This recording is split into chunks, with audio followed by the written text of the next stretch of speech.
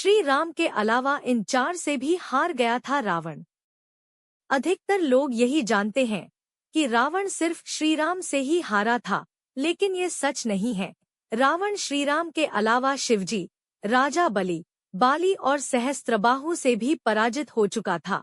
यहाँ जानिए इन चारों से रावण कब और कैसे हारा था।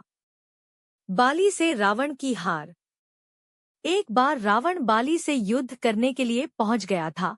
बाली उस समय पूजा कर रहा था। रावण बार बार बाली को ललकार रहा था, जिससे बाली की पूजा में बाधा उत्पन्न हो रही थी।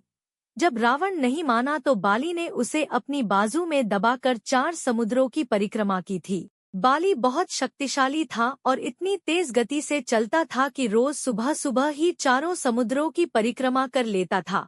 इस प्रकार परिक्रमा करने के बाद सूर्य को अर्घ्य अर्पित करता था।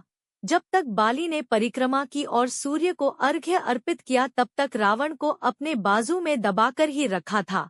रावण ने बहुत प्रयास किया, लेकिन वह बाली की गिरफ्त से आजाद नहीं हो पाया। पूजा के बाद बाली ने रावण को छोड़ दिया था। सहस्त्रबाहु अर्जुन से रावण की हार।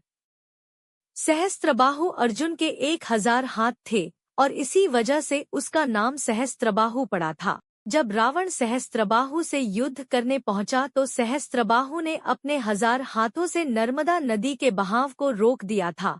सहस्त्रबाहु ने नर्मदा का पानी इकट्ठा किया और पानी छोड़ दिया, जिससे रावण पूरी सेना के साथ ही नर्मदा में बह गया था। इस पराजय के बाद एक बार फिर रावण सहस्त्रबाहु से युद्ध करने पहुंच गया था। तब सहस्त्रबाहु ने उसे बंदी बनाकर जेल में डाल दिया था। राजा बलि के महल में रावण की हार। दैत्यराज बलि पाताल लोक के राजा थे। एक बार रावण राजा बलि से युद्ध करने के लिए पाताल लोक में उनके महल तक पहुंच गया था। वहां पहुंचकर रावण ने बलि को युद्ध के लिए ललकारा। उस समय बलि के महल में खेल रहे बच्चों ने ही रावण को पकड़कर घोड़ों के साथ अस्तबल में बांध दिया था। इस प्रकार राजा बलि के महल में रावण की हार हुई। शिवजी से रावण की हार।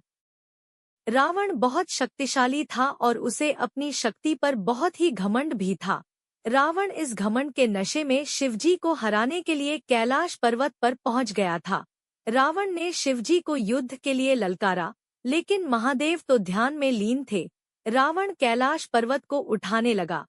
तब शिवजी ने पैर के अंगूठे से ही कैलाश का भार बढ़ा दिया। इस भार को रावण उठा नहीं सका और उसका हाथ पर्वत के नीचे दब गया।